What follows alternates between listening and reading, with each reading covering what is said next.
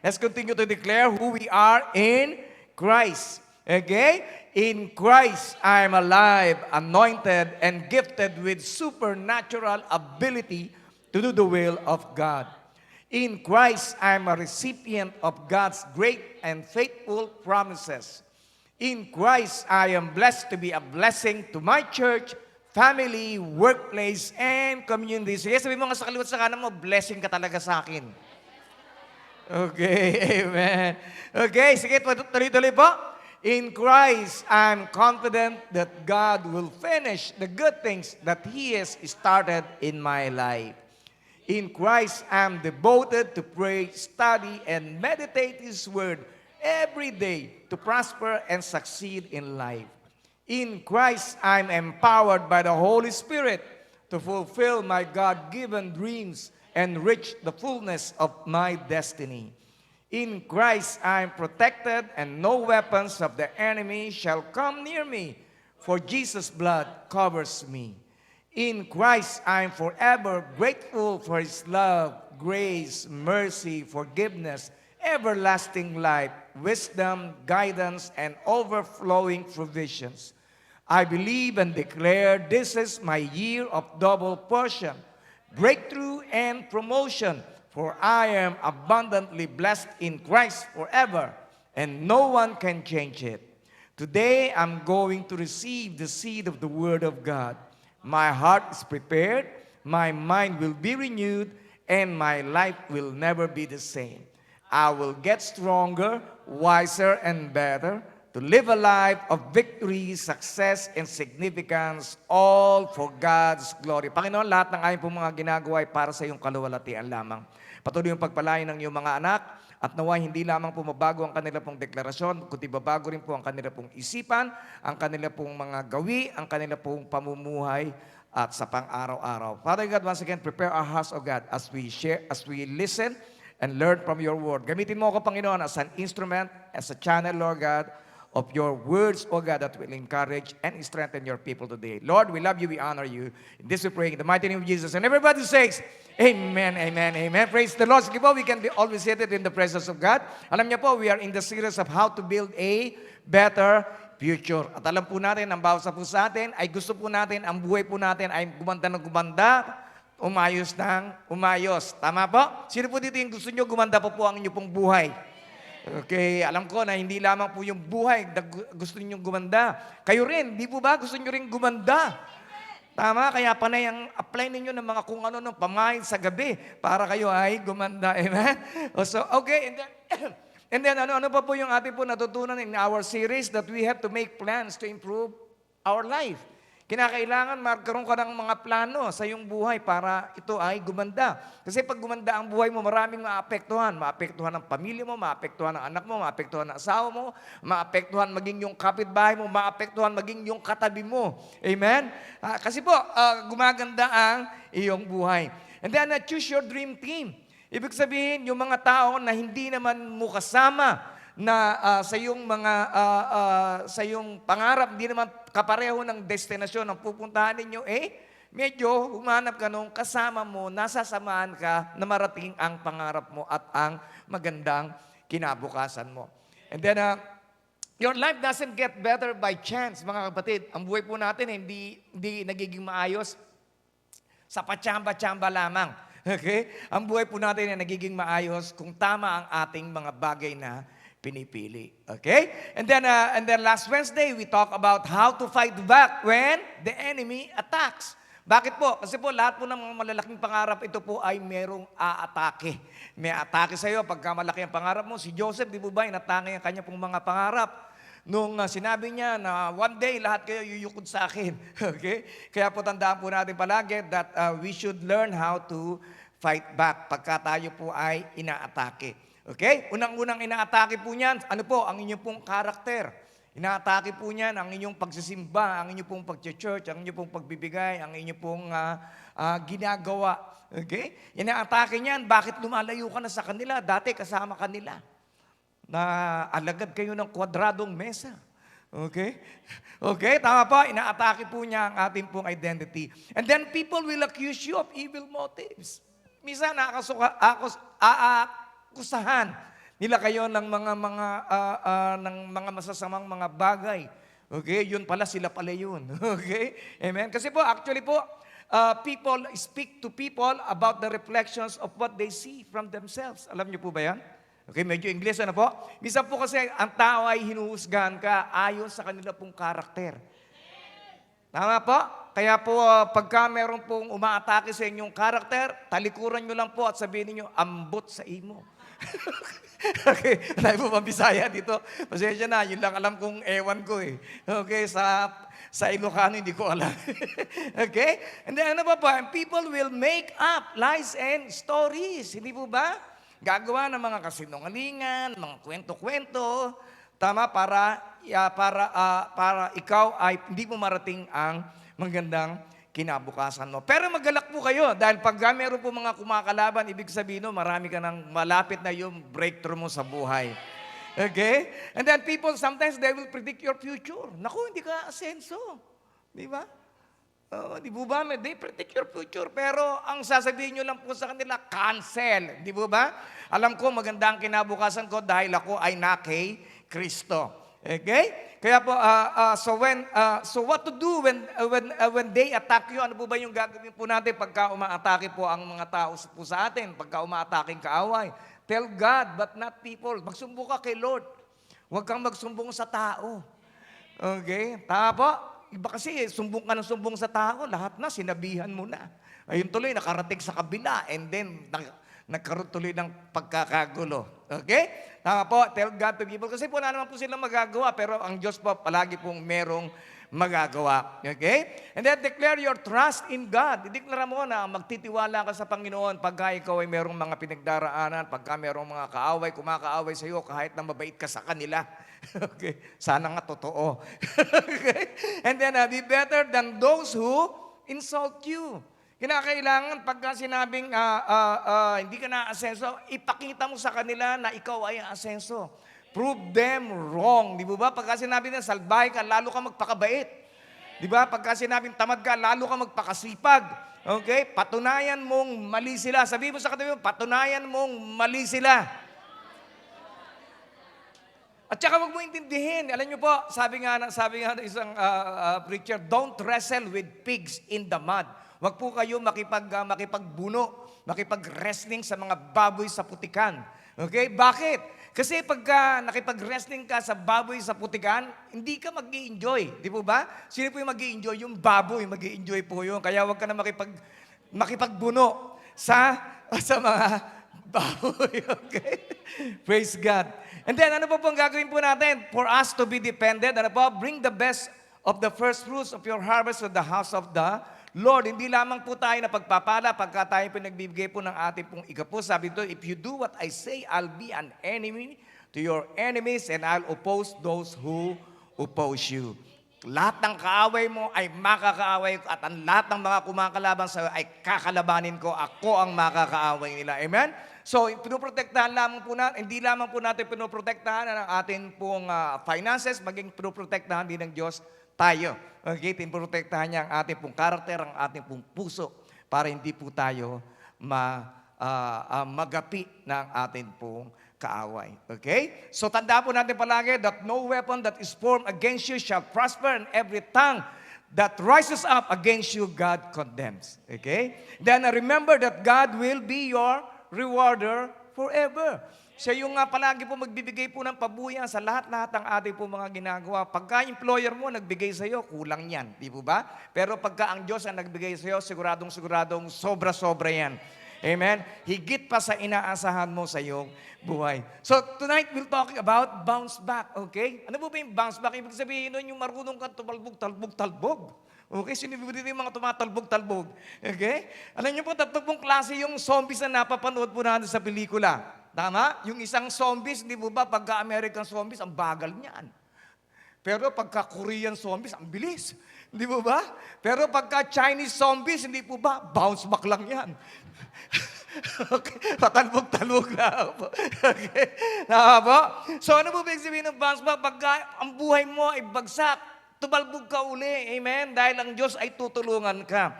So, paano po ba tayo aangat muli? Learning from Jesus. Dapat matuto po tayo sa ating pong Panginoong Hesukristo. Sabi sa Hebrews, therefore, since we are surrounded by such a huge crowd of witnesses to the life of faith, let us strip off every weight that slows us down. Yung mga bagay na nakakapagpabagal po sa atin, nakapagbibigay po ng bigat, ito po ay iwanan na po natin. Especially the sin that so easily trips us up, yung kasalanan na nagiging dahilan para hindi po tayo makausod sa buhay. And let us run with endurance the race God has set before us. We do this by keeping our eyes on Jesus. Hindi yung palagi ang tingin mo ay nasa Facebook. And then, may sinasabi yata sa akin to. Okay? Ibabras mo pa, iba pa niyang mga messages. Okay? So, keep your eyes on Jesus. Sabi sa katabi mo, keep your eyes on Jesus. Hindi yung palagi ka nakatingin sa problema mo, hindi yung palagi ka nakatingin sa mga sakit ng katawan mo, hindi yung palagi mong iniisip yung mga sama ng loob mo sa iyong buhay. Let us keep our eyes on Jesus, the champion who initiates and perfects our faith because of the joy awaiting Him. He endured the cross. Napagtiisan niya ang krus. Okay? Alam niyo po, kanina nag-testimony po si Jeric. Dahil last few months ago, gusto nang umuwi. Gusto nang umuwi nito eh. Okay. Sabi niya, hirap na ako. Kasi po ang trabaho po niya, panadero. Naggagawa po ng tinapay. And then 10 hours daw po yung kanya pong trabaho. And then napakaigli lang nung kanyang break. Pero kanina, tinestify niya na nabawasan na po yung kanya pong oras. Naging 8 hours na lang, meron pa siyang break ngayon, okay? At meron pa siyang overtime. Okay? Kaya kung hindi po siya nag-endure, kundi po siya nagtiis, hindi po siya nagtiis ng kanya pong, sa kanya pong trabaho, sana katabi niya na yung mga baboy doon sa kanya. Okay. Sana siya ngayon yung putikan na siya yung nakikipag-wrestling sa mga baboy doon. Amen? So, kinakailangan magtiis ka. Okay? Sabi sa katabi mo, tiis-tiis lang kapatid. Okay? Si Jesus nga, na-endure yung cross eh. Di po ba? Napakahirap ng pinagdaanan ng Panginoon. So in life, there are things we need to endure. Okay? Hindi puro pasarap. Okay? Yung buhay mo masarap doon, maaring ngayon na hindi ngayon na masarap. Okay? Pero tandaan po natin palagi na mga bagay na merong hirap ay meron po yang sukli na kaginhawahan. Kung may tiyaga, merong nilaga. Sabi na iba.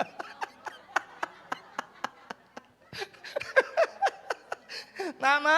No pain, no gain. No battle, no victory. Kaya po kinakailangan po natin talaga na tayo dumaan sa mga ganitong mga pagkakataon para pagka tayo dumaan, hindi po ba mas lalo ka nagiging maayos, mas lalong nagiging mahaba ang pasensya mo. Meron nga isang pastor, humingi siya ng pasensya. Okay, Lord, give me patience. Pero naramdaman niya, parang dumami lalo yung mga pagsubok niya. Okay? So, ganun pala ang pagtitrain sa atin ng ating pong Panginoon na kung saan ay pinadadaan tayo sa mga bagay para po tayo matrain.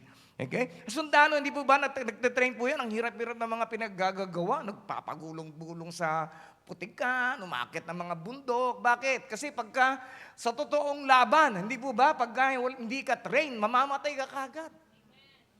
Todas ka kagad, kapatid, pagka hindi ka nag-train. So it's the same thing with us in our Christian walk. Kinakailangan tayo po ay magpa-train. And then think of all the hostility He endured.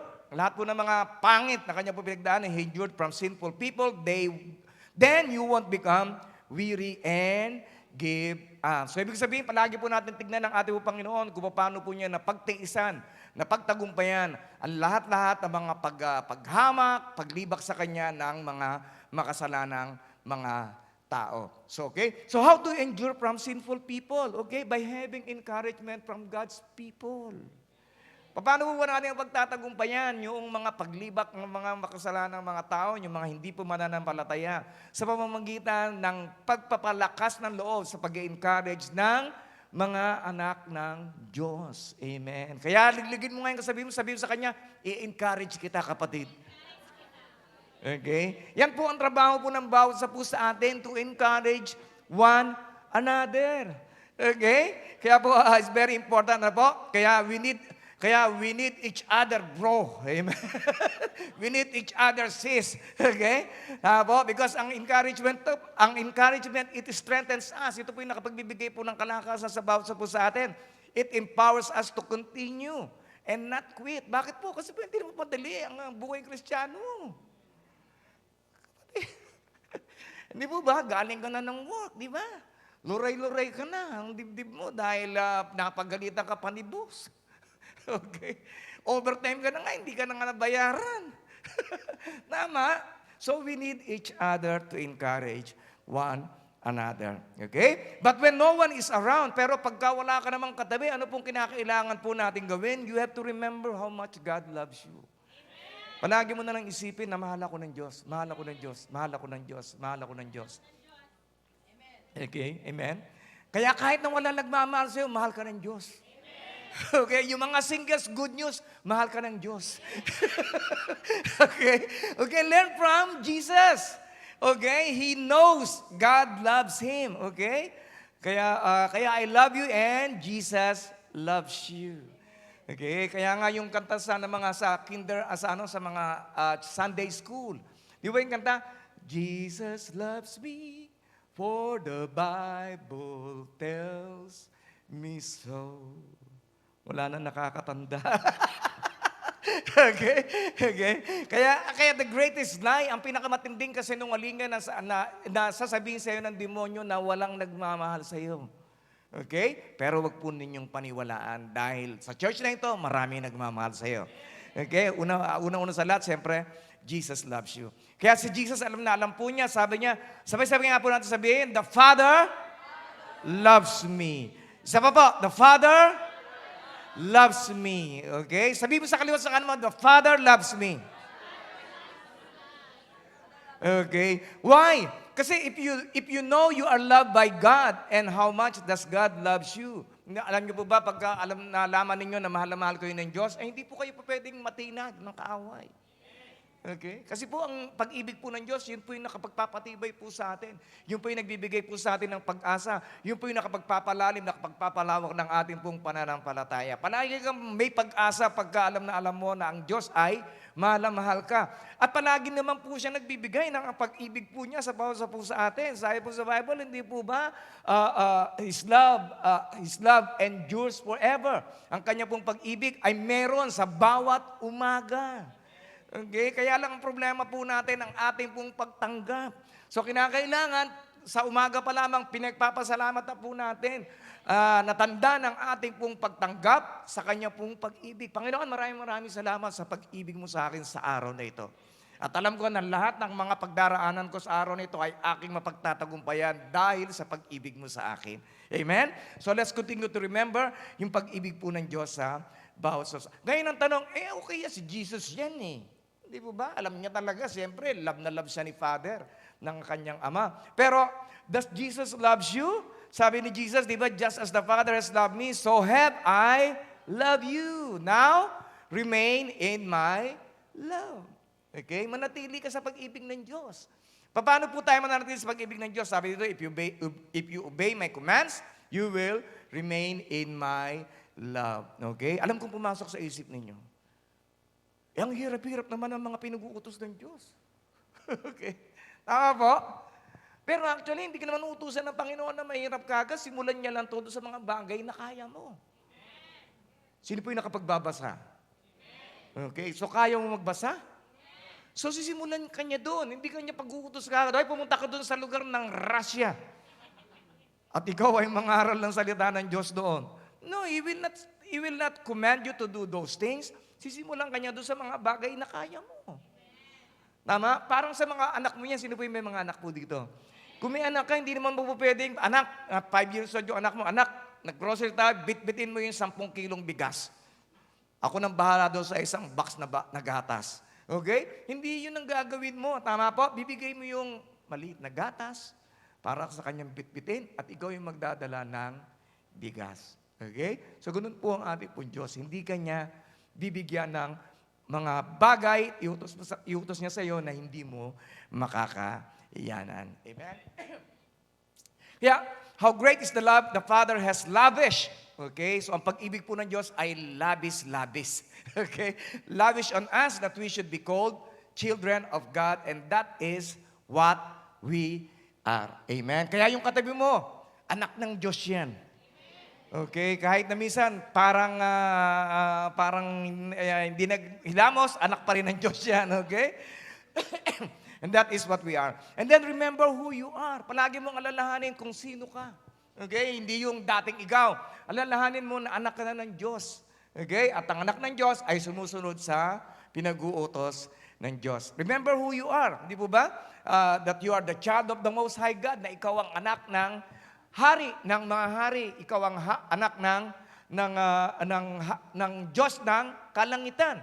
Amen? Na ikaw yung anak na kung saan na hindi ka niya iiwan, hindi ka niya pababayaan. Na ikaw yung anak na kung saan pagka ikaw ay nagkakasakit, ikaw ay kanyang pagagalingin. Na ikaw yung anak na kung saan pagka ikaw ay kinakapos, ay bibigay niya lahat ng iyong mga pangangailangan. Di ba ba? Always know who you are. Bakit? Kasi when you don't know who you are, pagka hindi mo kilala kung sino ka sa pamilya ng Diyos, you are prone to stress. Ano ba yung prone sa stress? Ibig sabihin nun, madali kang ma-stress sa buhay. Okay? Kaya kita mo yung katabi mo, kahit na palaging nakangiti yan. Amen? Okay? Tama? We are easily prone to stress. Kaya po si Jesus, ilang beses po niyang binanggit sa kanya po sarili, sabi niya, I am the light of the world. Ako yung liwanag ng mundo. I am the Son of God. I am the way. I am the truth. I am the light. I am the bread of life. Napakarami po niyang sinasabi na I am.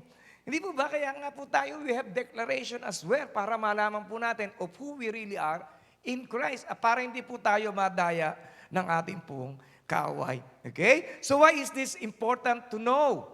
Bakit kaya? Bakit kaya napakahalaga na malaman po natin yun? I testify on my own behalf. Okay? Siya po ay testigo sa kanya pong sarili.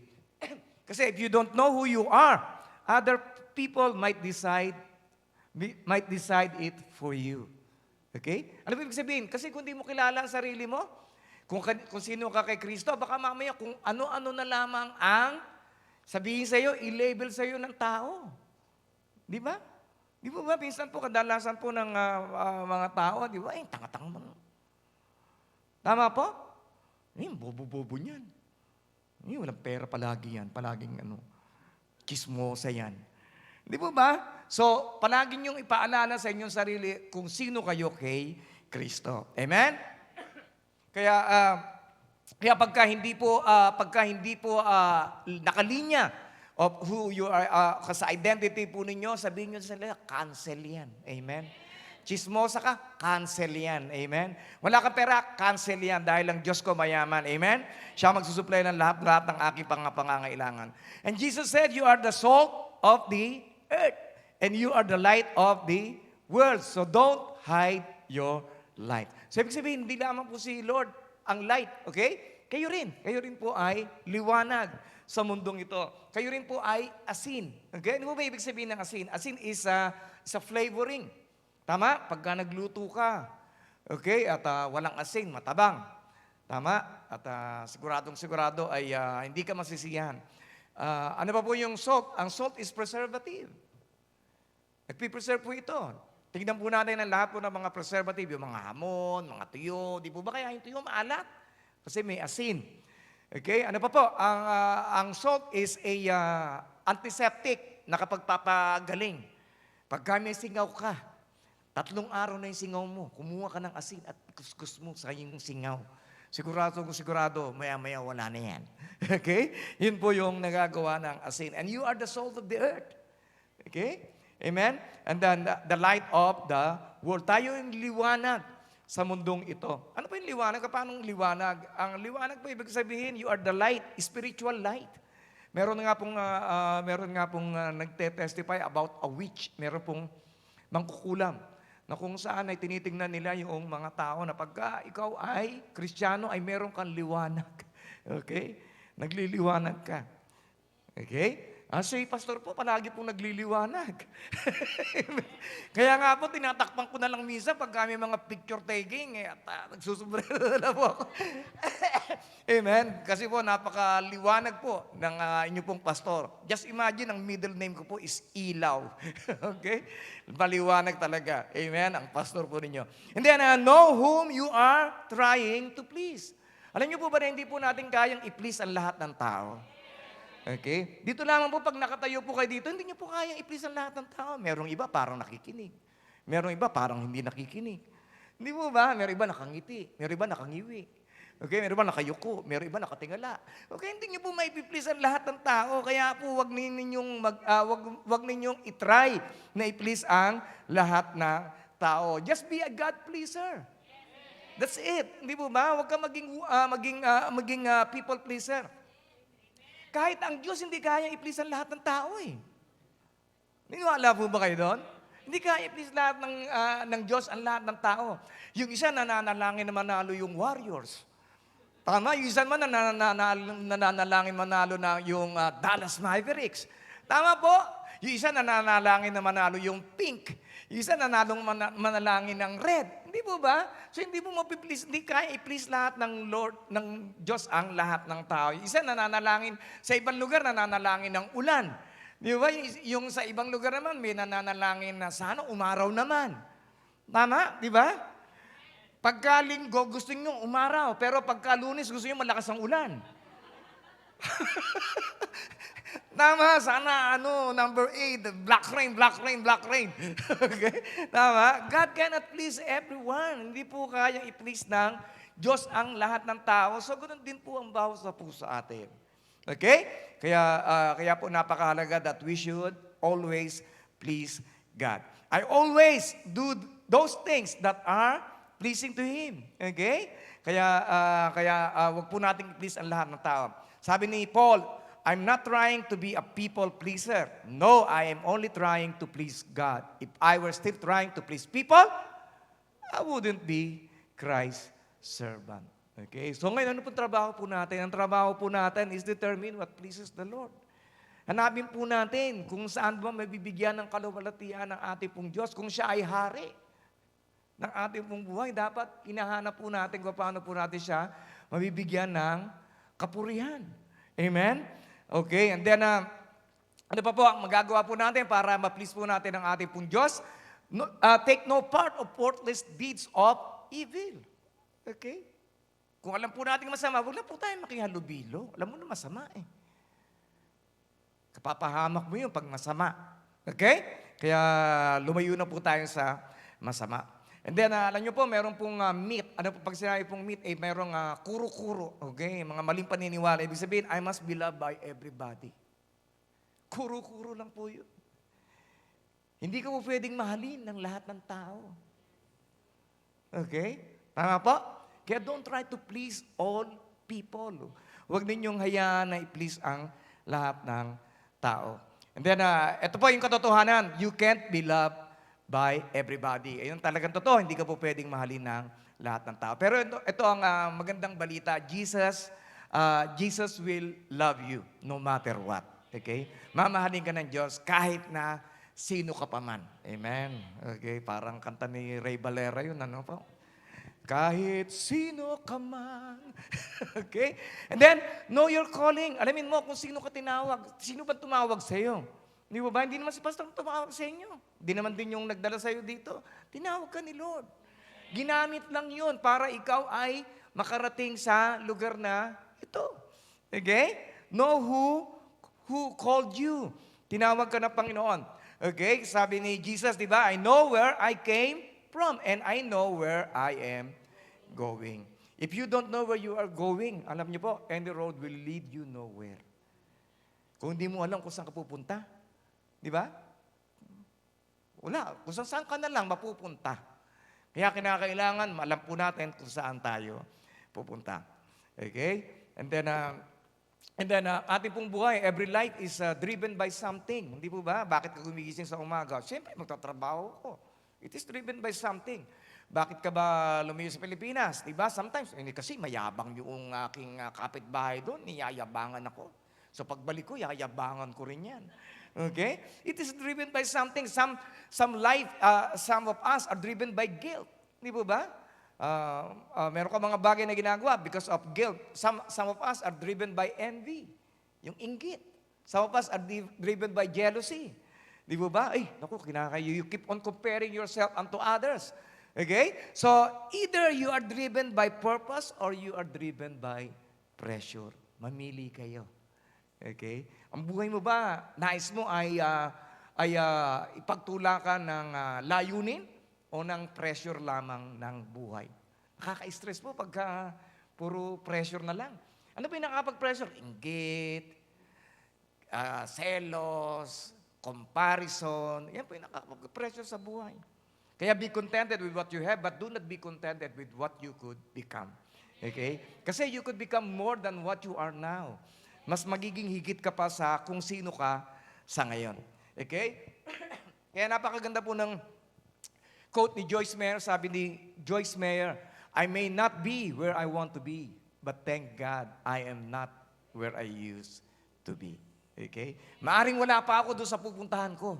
Pero salamat sa Diyos, wala na ako sa dating pinanggalingan ko. Amen? Sabi mo kasatabi mo, iba na talaga ako. Okay? Amen. Praise God. A person who has doubt is thinking about two different things at the same time and can't make up his mind about anything. Kaya dapat huwag ka na magpabago-bago ng isipan. Kung susunod ka kay Kristo, 100% na, sumunod ka na. Huwag yung tuwing linggo't Miyerkules ka lamang na kay Kristo, yung 5 araw, alam mo na, kay taning. Okay? So, todo na po natin.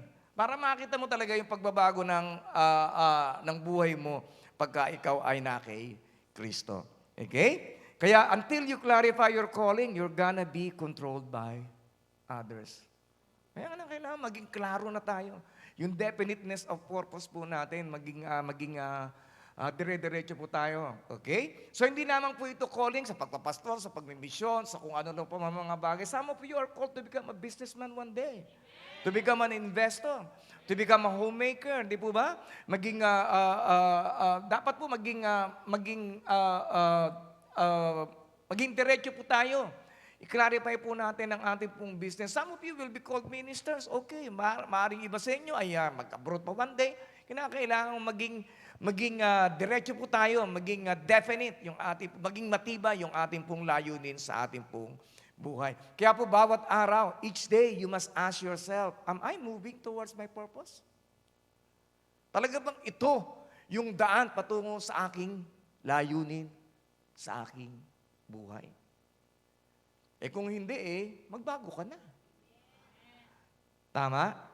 And then I have good news for you. Alam niyo po, you cannot change your destination overnight, but you can change your direction even today. Kahit sa mga sandaling ito. Maaaring destination mo, hindi mo magbago kaagad. Pero kung dito ka papunta, di ba? Direction mo lang Kaya mo puntahan yung direction na mapupuntahan mo. Kaya I urge you to live a life worthy of the calling you have received. Tinawag po tayo para sa pamilya ng Diyos. Tinawag po tayo para palakihin ang gawain ng Diyos. Tinawag po tayo para mamuhay ng maayos. Okay? So mamuhay po tayo ng maayos. So this week, take time, kayo po, yung mga cell group, anyway, it is a fellowship week. Tama po? Wala po tayong masyadong, may mga cell groups po ba tayo every prayer, prayer week? Yung iba meron, yung iba wala. Pero you still spend some time. Anyway, mura lang naman ng hotel. Di po ba? Bakit hindi kayo mag-enjoy sa hotel? Para talagang makapag-fellowship kayo ng husto, magkaroon kayo ng konting katuwaan. Yung katuwaan na maka-Diyos, ha? Okay? Hindi yung, pare, sabi ni Pastor, katuwaan daw. Okay, sagot mo na yung, inumin natin, ha? Okay? Okay? Katuwaan na maka-Diyos. You can have some spiritual retreat. Di ba? Para mas lalo pang lumalim ang inyong, para ma-release po tayo sa mga stress po ng ating pong buhay. Okay? Huwag kang puro tipid ng tipid. Di ba? Huwag ka rin magastos. Okay? Okay? So, napakahalaga na po. And then, alam niyo po ba that the greatest tragedy in life is living without a purpose and dying without Jesus.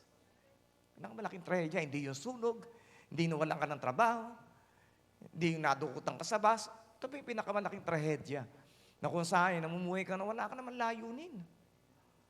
Ano ka? Humihinga ka lang.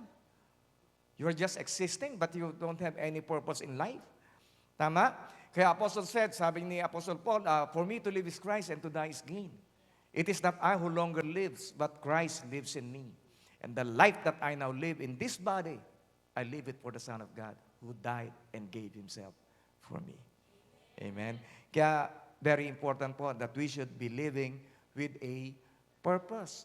Kung nanay ka, of course, ang purpose mo, palakihin ang mga anak mo ng maayos. Tama? If you are working, dapat pag-ayusin mo pa ang iyong trabaho. Tama? You have a purpose for living, di po ba? Napunta ka dito, sino po dito yung nagpunta dito na gusto ninyo, pag uwi ninyo, wala kayong ipon? Di ba? Hindi yan ang plano ninyo. Tama? Ang plano ninyo ay pag umuwi, pag nag-abroad ako, nako, mag-iipon ako. Meron na ba? Amen. Tama. Oh, I'm just reminding you. Kasi po, yan din po yung nasa akin pong isipan. Okay? Napakadali po tayo mas-sidetrack sa pang-araw-araw po nating pamumuhay. Kaya ang pastor po ninyo is always reminding you. Para hindi lamang po tayo makarating sa langit, yung ating pong gitna, yung gap. Okay? Yung gap, yung future po natin ay maging maayos. Okay? Hindi yung pupulaan ka na mga tayo, nag-born again yan, pero walang pera. Lalong naghirap. Hindi po ba? Pangit. Napupulaan, sino po? Si Lord. Tama? Pero kung nakita nila, umasenso ang buhay mo. Di po ba? Low profile ka, umasenso ang buhay mo. Sino po mabibigyan ng kalawalatian? Si Lord. Amen? At yun po yung layunin ng bawat sa po sa atin. Kaya focus on what matters most. Eh, mahalaga ba sa inyo ang inyong health? And then focus on doing some exercise and eating the right food. Okay? Mahalaga ba sa inyo ang relationship? Sa inyo pong bahay, sa inyo pong pamilya, sa church? Then, mahalagaan po natin ang bawat isa. Bawasan na po natin yung mga sarcasm. Yung mga sarcastic comment. Okay? Wag na tayong bawasan na po natin yung pangiinis. Pangangantyaw. Okay? Okay po ba yan? Okay. Kaya as the time drew near for His return to heaven, He moved steadily onward. Ang ganda po ng word, ano po? He moved. And then steadily. And then onward. And then toward Jerusalem with an iron will. So, focus is the name of the game.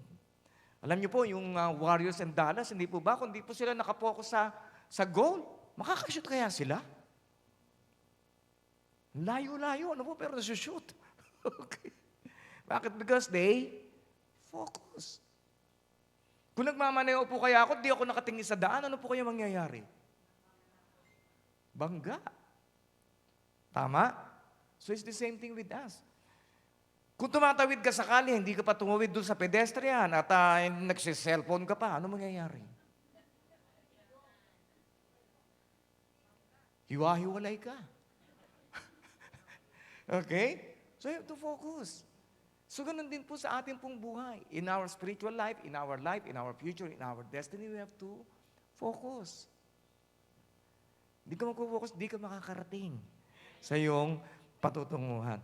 Ano niyo po ba that sa totoong buhay, kasi po nung mga bata po, nung napapanood ko lamang sa cartoons, ano po, yung pagong at saka yung rabbit, nagkakarera sila, di po ba? Pero palaging ang ginagawa ng rabbit, di po ba? Anong ginagawa? Ang bilis po niyo tumakbo, tama? Pero yung pagong, bagal niyan. Slow motion.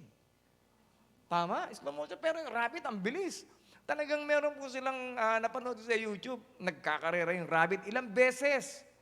Ilang beses siguro? 4, 5 beses. Hindi po nananalo yung rabbit. Ang bilis po niya, ha? Yung pagong slow mo.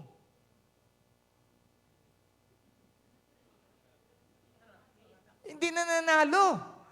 Okay, nananalo palagi yung pagong. Bakit? Kasi ang dami niyang activity, na kung ano mga pinaggagawa. Bisa pupunta dito, kakain, pupunta naman dito.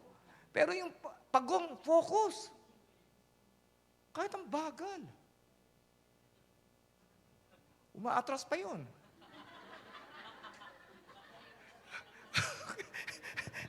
Pero, yun mo focus. Okay? Kaya kahit minsan mabagal lang ang usad mo, focus ka lang. Okay? Maaring hindi agad-agad, basta focus ka lang, steady ka lang, be consistent ka lang. Okay? At makakarating ka rin doon sa patutunguhan mo. Okay? So we are not free to do anything, but not all things are helpful, or profitable, or wholesome, or constructive to your character and spiritual life. Hindi lahat. Hindi lahat ng akala mo ay tama. Kadalasan yung palagi nag-aakala na tama ay palaging tinatamaan. Okay? Kaya huwag mo na hintayin na ikaw ay tamaan. Okay? At hindi naman lahat ng, kaya po, it's very important for us to know kung ano po yung mga bagay na dapat po natin gawin, that it will be profitable sa atin po, maging constructive sa ating pong character and spiritual life. Okay? Alam niyo ba ang buhay na ito is a training for our character. It's a training ground. Okay? Kasi yun lamang po yung atin pong yun lamang po yung matitira. Saka lang, di man po natin madadala yung ating po mga tropeyo, yaman po natin. Pero yung character po natin, ayun po ay ating pong madadala. Amen? So trust God even when you don't see anything is happening. Amen? Hallelujah. Ilan po dito yung may natutunan ngayong araw na ito? Hallelujah. Sige po, let's all stand up. Hallelujah. Hallelujah, hallelujah, hallelujah. Yes, Lord. We just want to thank you that you've been very helpful unto us. At tulungan mo kay Panginoon to focus doon sa nais mong daanan ng bawat sa puso amin. Lord, we just praise you, Lord. Hallelujah. Dahil alam namin, with you, you can have a better future. Help us, O God, to make plans, O Lord. Dahil alam ko, Panginoon, na lahat ng plano ng iyong mga anak ay yung i-bless. If we will just trust you and continually pray for it. Hallelujah. Lord, we trust you. Kahit na hindi pa po namin nakikita, O Lord, ang resulta, ang bunga ng aming po mga gawa, alam namin that behind the scene, you are doing something already.